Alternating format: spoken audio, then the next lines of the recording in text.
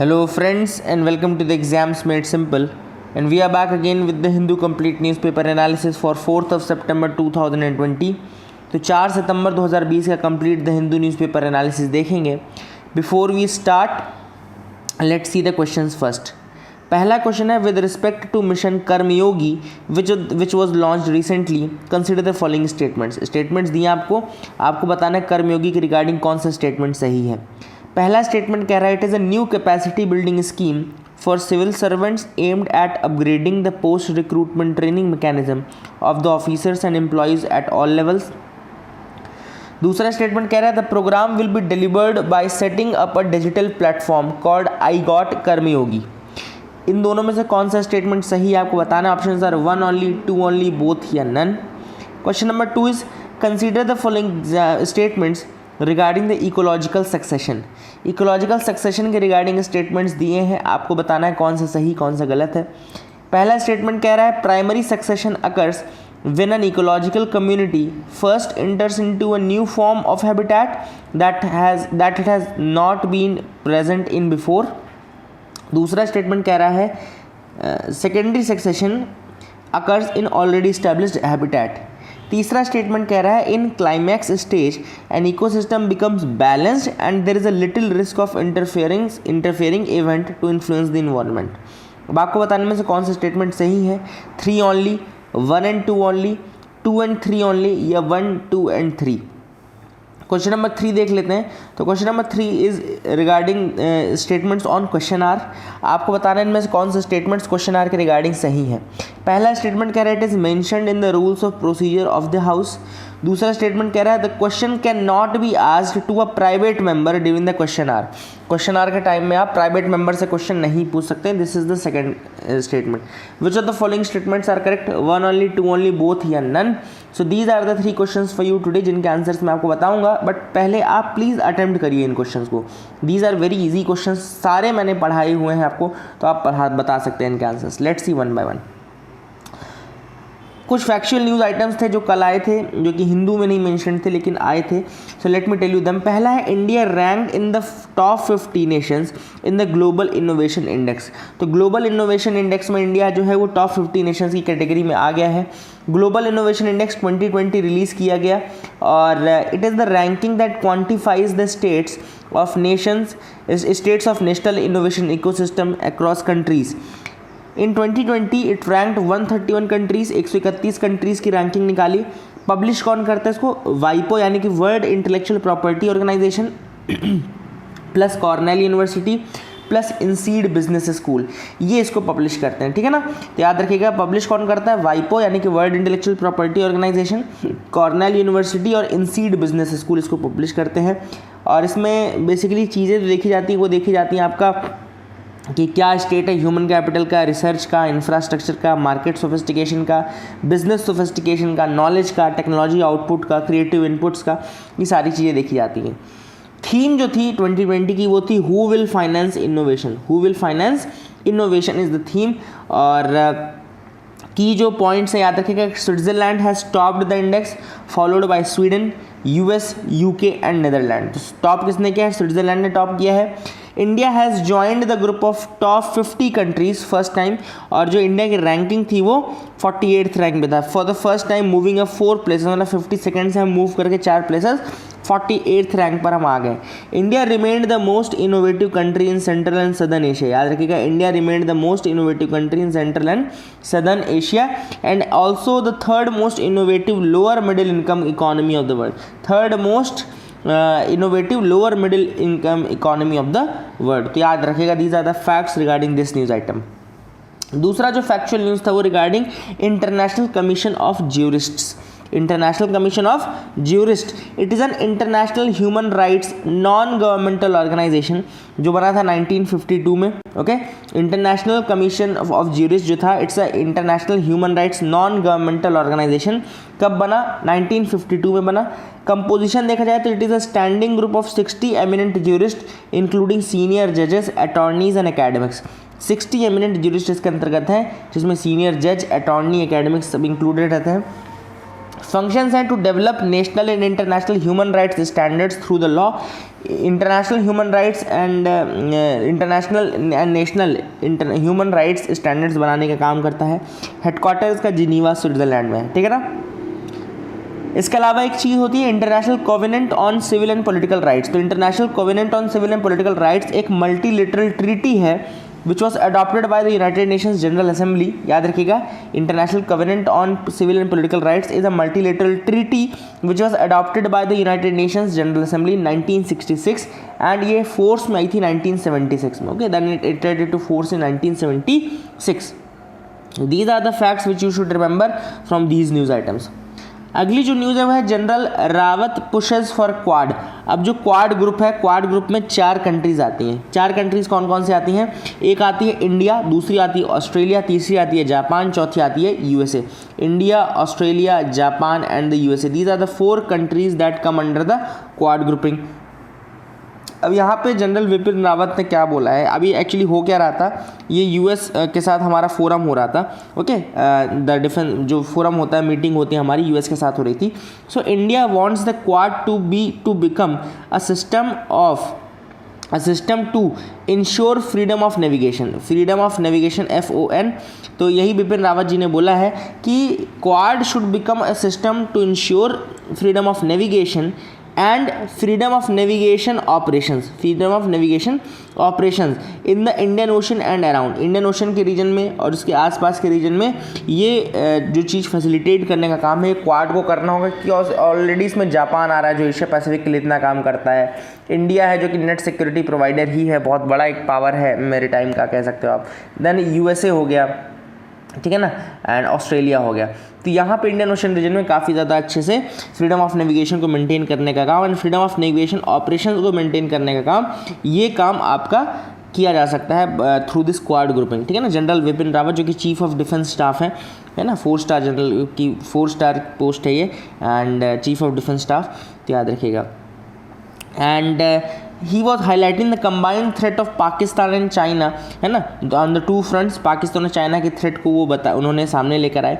Then he said that कि मतलब जो भी टेंशन्स हैं चाइना के साथ इनकी हो रही है, तो उन्होंने पाकिस्तान को कॉशन भी दिया कि do not try to take the benefit of that because you won't be able to take the benefit of that, है ना। तो क्वाड ग्रुपिंग याद रखिएगा, India, Australia, Japan and USA, और इनको बोला गया कि आप freedom of navigation and FONOPS यानी कि freedom of navigation and operations दोनों के लिए उन्होंने बोला है, याद रखिएगा, ठीक है ना। और इंडिया के चाइना के साथ जो पीस प्रोटोकॉल है, जो बॉर्डर मैनेजमेंट प्रोटोकॉल है, वो 1993 से साइन होना शुरू हुए थे। याद रखिएगा 1993 में हमने पहला बॉर्डर मैनेजमेंट का एग्रीमेंट साइन किया था विद चाइना। तो इस तरीके से आपको ये भी याद रहना चाहिए कि कब हमने चाइनीज़ के साथ ये बॉर्डर मैनेजमेंट के प्रोटोकॉल से सब साइन करना शुरू किया था, ठीक है ना। Supreme Court orders removal of slums along the railway tracks in Delhi. So Supreme Court has ordered the removal of about 48,000 slums cluster located in safety zones along railway tracks in Delhi within 3 months. तो 3 महीने का समय दिया गया है, 3 महीने का समय दिया गया है। एंड सुप्रीम कोर्ट ने कहा कि जितनी भी स्लम्स है, 48,000 slum clusters are there which are located in the safety zones across the along the railway tracks in new Delhi, they should be removed within the 3 months। इनको 3 महीने के अंदर आपको रिमूव करना है। So this is what the Supreme Court has order.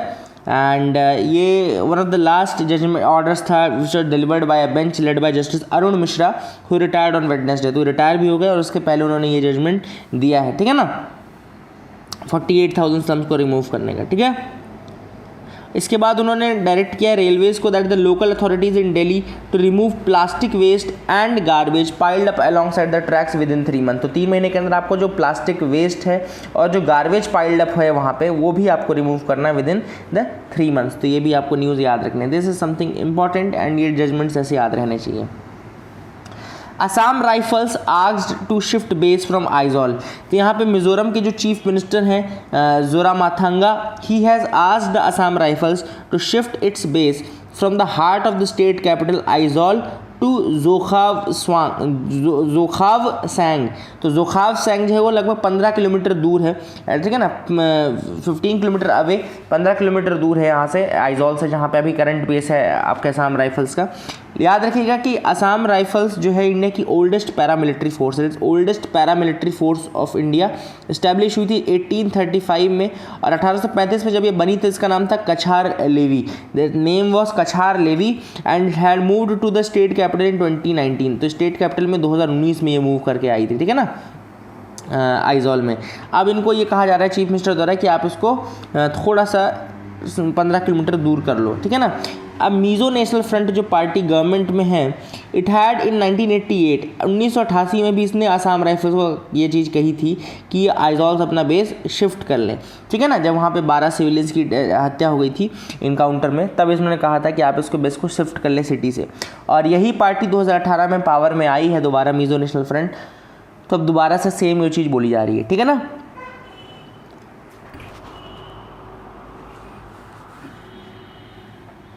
इसके अलावा मैं आपको एक और चीज़ बताना चाहता हूँ, दैट जो आसाम राइफल्स है वो एक ऐसी पैरामिलिट्री फोर्स है जिसके ऊपर डुअल कंट्रोल आता है। डुअल कंट्रोल किसका? मिनिस्ट्री ऑफ होम अफेयर्स का, मिनिस्ट्री ऑफ डिफेंस का। इसका भी इशू चल रहा है कि इसको ट्रांसफ़र करने के लिए, कि होम अफेयर्स में ट्रांसफ़र कर दिया जाए, ये सारी चीज़ें, ये इशू चल रहा है, ठीक है ना। And shifting of base of Assam rifles is a very sentimental issue there, है ना, बहुत सेंटिमेंटल इशू है।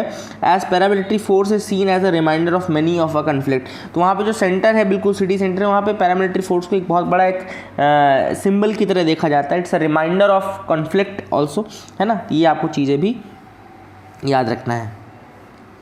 आगे मूव करते हैं, देखते हैं और क्या इंपॉर्टेंट न्यूज़ आइटम्स हैं। तो let's come to the, I think editorial section में अब अच्छी न्यूज़ आइटम्स आए हैं।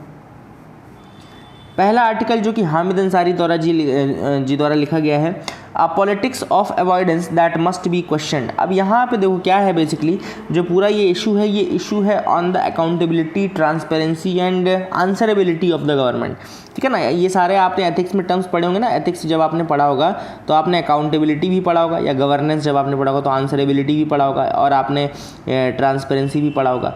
तो ये सारी चीज़ें कहीं ना कहीं as per mister Hamid Ansari, ये सारी चीज़ें तब चली गई जब गवर्नमेंट ने क्वेश्चन आर को ड्रॉप कर दिया। उन्होंने कहा कि जो नेक्स्ट सेशन है उससे जो स्टार्ट क्वेश्चंस हैं वो ड्रॉप किए जा रहे हैं, क्वेश्चन आर को ड्रॉप किया जा रहा है, ठीक है ना। अब ये देखो क्या है, basically accountability lies in the heart of the democratic government. Author का कहना है accountability lies in the heart of the democratic government, and बहुत सारे प्रोसीजर्स हैं जिनके द्वारा ये इस्टेब्लिश की जाती है, अकाउंटेबिलिटी इस्टेब्लिश की जाती है। Questions are one of them. Question hour जो है एक तरीका है अपनी अकाउंटेबिलिटी को फिक्स करने का, और आपने उसी चीज़ को ड्रॉप कर दिया। इसके अलावा क्या तरीके हैं अकाउंटेबिलिटी के लिए? जैसे आपने अजर्नमेंट मोशन किया है, कॉलिंग अटेंशन मोशन किया है, हाफ एन आवर डिस्कशन किया है, मोशन ऑफ नो कॉन्फिडेंस किया है, क्वेश्चन ऑफ प्रिविलेज किया है। So each of these are some of the functions that improve the accountability of the parliamentary setup, that increase the answerability, accountability of the government of the day. लेकिन आपने क्या किया? Question hour, जो कि which has unmatched criticality on account of its regularity and its availability on the basis of equality to the members of the house. कि सबसे पहले बात, ये बहुत ज़्यादा रेगुलर चीज़ है एक क्वेश्चन आर। बाकी चीज़ें जो हैं, बाकी जो इंस्ट्रूमेंट्स हैं वो रेगुलर नहीं है, बहुत ज़्यादा बीच बीच में कभी कभी आते हैं। बट क्वेश्चन आर तो डेली होता था, पहला जो आर होता था। उसके अलावा it was available to all with equality, सभी को ये बराबरी से मिलता था इसका मौका क्वेश्चन पूछने का। तो ये इक्वालिटी के साथ सबको मिलता था, वेदर इट वाज लोकसभा और इट वाज राज्यसभा। इसके सिग्निफिकेंस को कोई मैच नहीं कर सकता, दूसरा जो इंस्ट्रूमेंट है वो इसके सिग्निफिकेंस को मैच नहीं कर सकता है, as it covered every aspect of the activity of the government, whether it was a domestic activity और it was a foreign activity, इन सब को कवर करता था। Since questions are generally pointed, specific and confined to one issue only, they tend to elicit special information from the government. तो अब ये जो क्वेश्चन होते हैं पॉइंटेड होते हैं, स्पेसिफिक होते हैं, एंड ये एक इशू से कन्फाइन करते हैं, therefore they tend to elicit special information from the government. ये गवर्नमेंट से पूरी जो इन्फॉर्मेशन है उस टॉपिक के रिगार्डिंग वो पूरी निकलवाने का काम करते हैं, ठीक है ना। अब क्या होता है कि जैसे स्टार्ट क्वेश्चन का क्या इंपॉर्टेंस है कि स्टार्ट क्वेश्चन जो होते हैं वो ओरल फॉर्म में पूछे जाते हैं, एस्ट्रिक्स के साथ मार्क होते हैं, ओरल फॉर्म में पूछे जाते हैं, और जब वो पूछे जाते हैं तो उनमें सप्लीमेंट्री क्वेश्चन भी फॉलो करते हैं। जो सप्लीमेंट्री क्वेश्चंस हैं they are the most important source of digging out सब इशूज़। अगर आपको डिग आउट और ज़्यादा करना है इशूज़ को तो आप फिर सप्लीमेंट्री क्वेश्चंस का सहारा लेते हैं, और ज़्यादा उसमें वाइडर डिबेट्स होते हैं, वाइडर इंक्वायरी हो सकती है, एंड इवन एडमिनिस्ट्रेटिव स्कैंडल्स का पता लग जाता है कई बार, है ना। So these are the methodologies through which the government gives the information, and वही चीज़ आपने हटा दी। इसका एडवांटेज गवर्नमेंट भी ले सकती है। अगर गवर्नमेंट अच्छा काम कर रही है तो बहुत अच्छे से वो एक्सप्लेन कर सकते हैं क्वेश्चंस के आंसर को। Okay, so by this logic they can explain their logic their efforts authoritatively and लेकिन अगर कई बार गवर्नमेंट इनकॉम्पिटेंट है या अच्छे से काम नहीं कर रही है तो उसकी जो वल्नरेबिलिटीज़ हैं वो भी सबके सामने लाई जा सकती हैं by using this question hour. Therefore, members of the parliament and the interested citizens attach much importance to question R in a parliament than they have taken to any other thing. Okay, तो बहुत ज़्यादा importance जो है वो question are को दिया गया है। तो अब कोविड-19 के चलते इन्होंने कहा क्वेश्चन आर नहीं होगा, लेकिन कोविड-19 के चलते तो क्वेश्चन आर और होने की ज़्यादा ज़रूरत थी, क्योंकि अब लोगों के दिमाग में ज़्यादा डाउट्स हैं, ज़्यादा क्वेश्चन पूछने की बात है। तो अब के समय जब ज़्यादा क्वेश्चन पूछने की बात है तब आपने क्वेश्चन आर डिलीट कर दिया। Deletion of question hour from an announced agenda of the day is baffling and has understandingly been viewed as curtailment of the right to question the government. It has been viewed as a curtailment of the basic right to question the government. Government को question करने का जो basic right है वो उसका curtailment है ये, ठीक है। अब क्लैरिफिकेशंस आए हैं that the unstarred questions will continue to be received and answered, लेकिन स्टार्ड क्वेश्चंस नहीं रहेंगे। तो मेन तो स्टार्ड क्वेश्चन ही थे, क्योंकि स्टार्ड क्वेश्चन में एक तो पहली बात ओरल आंसर आता है जिसका आंसर सबको सुनाई देता है सिटीजन्स को। दूसरी चीज़ स्टार्ड क्वेश्चंस में सप्लीमेंट्री क्वेश्चंस पूछे जा सकते हैं जो कि अनस्टार्ड क्वेश्चंस में नहीं पूछे जा सकते। तो प्रॉपर डिगिंग और प्रॉपर जो उसका डिस्कशन है वो नहीं हो पाता अनस्टार्ड क्वेश्चन में, ठीक है ना। तो स्टार्ट क्वेश्चन का तो मतलब ये है कि वो और ज़्यादा एक्सप्लोर करने के लिए, बहुत ज़्यादा अच्छे तरीके से एक्सप्लोर करने के लिए कई बार गवर्नमेंट्स चीज़ों को छुपाने का काम करती है, कैम फ्लैश करने का काम करती हैं, वो सारी चीज़ों को बाहर निकालने के लिए तो स्टार्ट क्वेश्चन पूछे जाते हैं। बट वही नहीं रहेंगे तो फिर क्या मतलब रहेगा। तो these are the things which have been mentioned in this article. The last में ऑथर ने कहा कि the test of functioning democracy is its ability to face crisis. एक डेमोक्रेसी का जो टेस्ट होता है वो होता है कि कैसे क्राइसिस को फेस करे, whether it's a social crisis, whether it's a economic crisis और whether it's a political crisis. And इस क्राइसिस की सिचुएशन में क्या करेक्टिव स्टेप्स लिए जाते हैं बाय दैट डेमोक्रेटिक पार्टी या ये, तो वो जो चीज़ है वो आपके टेस्ट ऑफ डेमोक्रेसी है। लेकिन अगर आप पॉलिटिक्स ऑफ अवॉइडेंस कर रहे हैं, मतलब आप लोगों के क्वेश्चंस को अवॉइड कर रहे हो, तो पॉलिटिक्स ऑफ अवॉइडेंस, तो ये हेल्प नहीं करती है। एग्जीक्यूटिव रिस्पॉन्सिबिलिटी जो है it should be upfront and it can not be allowed to become a thing in the past. तो एग्जीक्यूटिव अकाउंटेबिलिटी तो बहुत ज़्यादा ज़रूरी है और उसी को आपने थिंग इन द पास्ट बना दिया, तो ऐसा नहीं होना चाहिए था। This is what has been mentioned in this article. Mind the gaps in India's health care digital push. अब यहाँ पे सबसे पहले ऑथर ने कहा कि अभी इंडिपेंडेंस डे एड्रेस में प्राइम मिनिस्टर ने बोला that there will be a national digital health mission. National digital health mission रहेगा और आपको सबको, जितने भी लोग हैं उन सबको हेल्थ आईडीज़ मिल जाएंगी और पूरा जो आपका डेटा है वो स्टोर किया जाएगा ऑनलाइन फॉर्म में। आपका डेटा स्टोर रहेगा, क्या डायग्नोसिस है, क्या बीमारी है, और इन सब का बहुत ज़्यादा यूज़फुलनेस भी है और बहुत ज़्यादा इसमें प्रॉब्लम्स भी हैं। ऑथर ने दोनों ही हाईलाइट किए हैं, ठीक है ना। अब यहाँ पे देखते हैं कि ऑथर ने बताया कि क्या इसके एडवांटेजेस हैं, क्या इसके डिसएडवांटेजेस हैं, ठीक है ना। सबसे पहली बात कि डेटा जो कैप्चर होता है वो बहुत ज़्यादा यूज़फुल होता है, डेटा का हमेशा यूज़ रहा है और डिजिटाइजेशन से डेटा कैप्चरिंग बहुत ज़्यादा आसान हो जाती है। दूसरी चीज़ ये कि जब डेटा कैप्चर होता है तो फिर आप उससे, जैसे बिग डेटा एनालिटिक्स होता है, बिग डेटा में क्या होता है, डेटा से आप फिर ऐसा डेटा निकालते हो, एक पैटर्न निकालते हो, एक सब पैटर्न्स निकलते हैं। जैसे मान लो डेटा कलेक्ट हुआ तो आपको एग्जैक्टली पता हो जाएगा कि सबसे अधिक पेशेंट कौन से स्टेट्स के हैं, सबसे अधिक पेशेंट कौन से डिस्ट्रिक्ट के हैं, स्टेट्स में भी कौन से डिस्ट्रिक्ट के हैं। तो आप क्या कर सकते हो, बेसिकली उस लेवल पे आप पॉलिसीज़ बना सकते हो, उस लेवल पे आप पॉलिसीज़ का निर्माण कर सकते हो at that very district level और at that very block level. ये सारी चीज़ें बहुत आसान हो जाती हैं just only because you have proper data. Data इसलिए इंपॉर्टेंट होता है, ठीक है ना।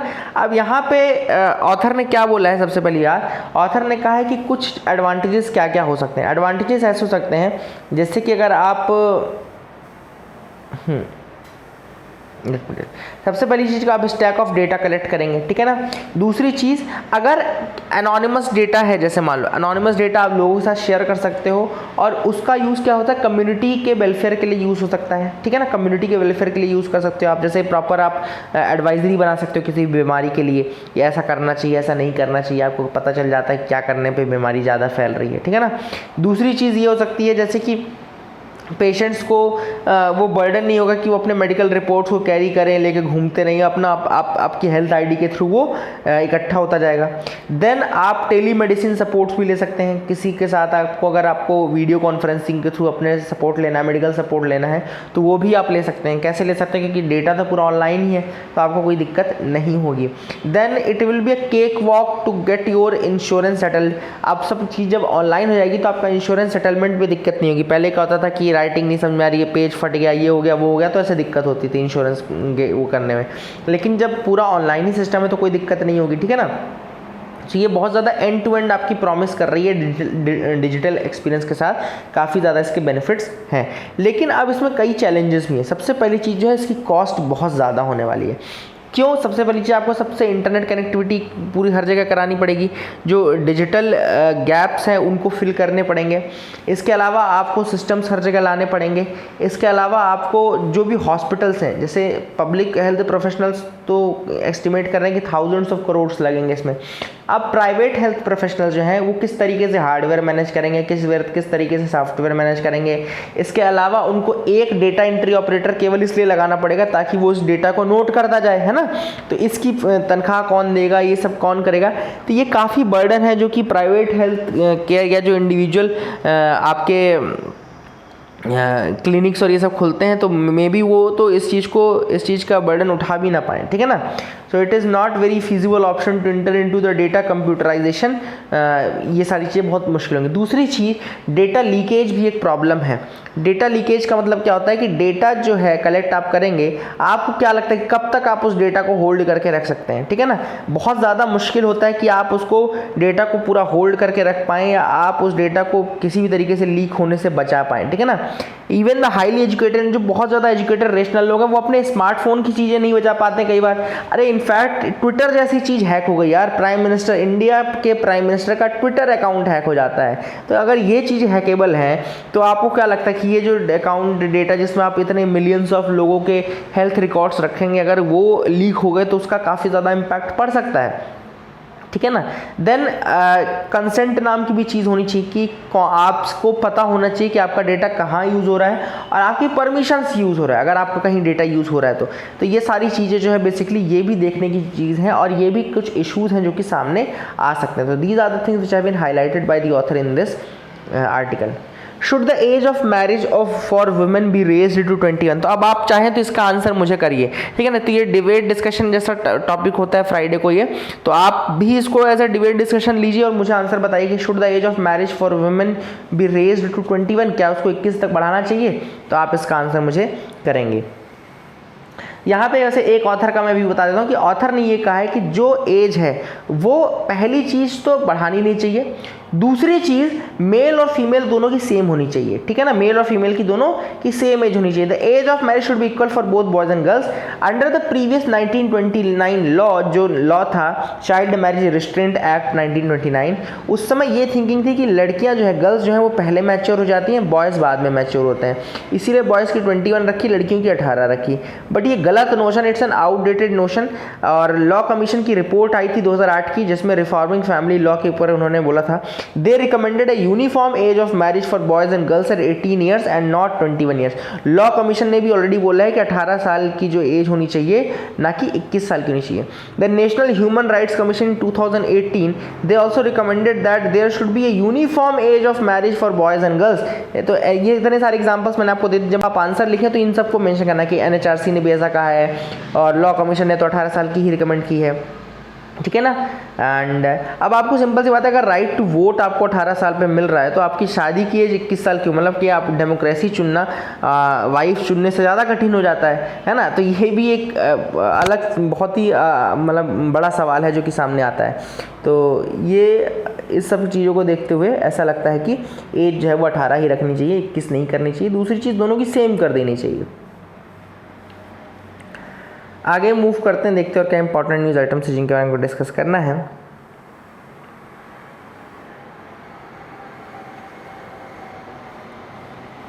You can move with me. Clauses in secular marriage law violate rights to privacy says plea. अब एक प्ली गई जिसमें बोला गया कि एक सेक्युलर मैरिज लॉ जो है, जो स्पेशल मैरिज एक्ट कहलाता है, तो उसमें सेक्युलर मैरिज लॉ तो है, मतलब कि क्यों, क्योंकि उसमें बेसिकली ऐसे लोग उस एक्ट का सहारा लेके शादी करते हैं जो इंटर रिलीजियस मैरिज करते हैं। जैसे मान लो हिंदू की मुस्लिम्स के साथ मैरिज करनी है तो वो फिर सेक्युलर मैरिज लॉ या फिर आपका स्पेशल मैरिज एक्ट का यूज़ करते हैं, ठीक है ना। अब उसमें कुछ सेक्शन है, जैसे कि सेक्शन 6 है, वो बोलता है कि आपको अपनी पर्सनल डिटेल्स देनी पड़ेंगी जो कपल मैरिज कर रहा है, and you have to provide that personal details of the couple and that will be published for 30 days at the marriage register office. वो 30 दिन तक मैरिज रजिस्टर ऑफिस में पब्लिश होंगी। द डिटेल्स इंक्लूड उनका नाम, date of birth, age, occupation, parents name, details, address, pin code, identity information, phone number. तो अब फिर इसके बाद बचा ही क्या, आपकी पर्सनल आइडेंटिटी तो पूरी रिवील हो गई, तो फिर क्या, कैसे आप बचोगे, मतलब कि कैसे। ये ऑथर ने यहाँ पे जो पिटीशन गई है उसने ये बोला है कि मतलब आपको राइट टू मैरिज के लिए राइट टू प्राइवेसी आपको अपना गंवाना पड़ रहा है, तो ऐसा नहीं होना चाहिए एंड इसमें कुछ चीज़ सोचनी चाहिए। आगे मूव करते हैं। Russia will hold drills in Mediterranean sea. अब टर्की ने रशिया के बिहाफ में अपने से ही बोल दिया कि भैया रशिया जो होगा वो होल्ड करेगा मेडिटेरियन में अपने ड्रिल्स को। आप मुझे क्वेश्चन में बताइए कि मेडिटेरेनियन को कौन कौन सी कंट्रीज बॉर्डर टच करती हैं, एक बार मुझे कमेंट सेक्शन में लिख के बताइए, मैप ज़रूर देख लेना, ठीक है ना। अब नाटो के चीफ ने दूसरी बात बोली, उसने कहा कि टर्की और ग्रीस में जो इशू हो रहा था वो अब सॉल्व होने वाला है और दोनों एलाइज हैं, अच्छे से बात करेंगे, याद रखिएगा। साइप्रस का भी नाम आता है तो मैं साइप्रस के बारे में बताता हूँ। साइप्रस 1974 में स्प्लिट हुआ था टर्की के कारण, ठीक है ना। टर्की ने इन्वेड कर दिया था एंड ठीक है, याद रखिएगा। Turkey is the only nation to recognise the Turkish Cypriot declaration of independence and it maintains that more than 35,000 troops in northern Cyprus, ठीक है ना। एंड याद रखिएगा साइप्रस जो है वो स्प्लिट हुआ था 1974 में जब टर्की ने उसको इन्वेड किया था, ठीक है। तो यहाँ पे मैं आपको एक चीज़ इंपॉर्टेंट दिखाने वाला हूँ, मैप। इंपॉर्टेंट मैप है, टर्की का मैप है, टर्की के बॉर्डर दिखाएंगे अपन आपको। तो ये आपको टर्की दिख रही है, उसकी कैपिटल ये अंकारा दिख रही है, उसकी कैपिटल है, ठीक है ना। और यहाँ देखो टच करता है, पहला तो यहाँ पे जॉर्जिया हो गया, दूसरा आर्मेनिया हो गया, ये तीसरा अज़रबैजान का एक एक्सक्लेव ये भी टच करता है अज़रबैजान। जन आपका ईरान हो गया, ये आपका इराक हो गया, ये आपका सीरिया हो गया, ये आपका ग्रीस हो गया, ग्रीस को टच करता है, देखो ग्रीस को टच कर रहा है ना। और ये आपका देखो साइप्रस भी यहाँ पे, साइप्रस ये नीचे है लेकिन टच नहीं करता, देखो साइप्रस है लेकिन साइप्रस में अटैक किया था टर्की ने। तो मैं आप क्यों दिखा रहा हूँ, ताकि आप बिल्कुल समझ जाएं कि क्या क्या चीज़ें हैं। और ये आपका मेडिटेरेनियन सी, जिसका क्वेश्चन मैंने आपसे पूछा ना कि कौन कौन टच करता है, जैसे टर्की ही टच करता है, साइप्रस टच करता है, लेबनान टच करता है, ठीक है ना। ये सब ऐसे याद रखेगा। जॉर्डन टच नहीं करता है। देखो मैं, अगर आपने सिर्फ इतना याद रख लेना तो यूपीएससी का क्वेश्चन कर लेंगे। मैं जब यूपीएससी मैं जब मतलब एग्जाम देने जाता था तो मैं केवल इतना याद रखता था कि जॉर्डन टच नहीं करता है, और ऑप्शन आता था पक्के से कि इराक, जॉर्डन। तो यहाँ पे आपको दिमाग लगाने की जरूरत नहीं पड़ती थी कि कौन टच करता है कौन नहीं करता, जॉर्डन आ ही जाता था, ठीक है ना। तो वो जॉर्डन का पूछते ही पूछते हैं। टर्की हो गया तो टर्की को ग्रीस कर रहा है यहाँ पे, और यहाँ पे फाइनली बुल्गारिया कर रहा है, यहाँ पे जॉर्जिया कर रहा है, आर्मेनिया कर रहा है, अज़रबैजान कर रहा है, ईरान कर रहा है, इराक कर रहा है, सीरिया कर रहा है, ठीक है ना। और ये साइप्रस दिखा दिया मैंने आपको, मेडिटेरेनियन सी, ब्लैक सी ऊपर यहाँ पे, ठीक है। So that is it from this part. So that is it for the day friends. I hope you like that video. Please do like and subscribe, keep loving us, keep sharing us. Thank you and have a nice day.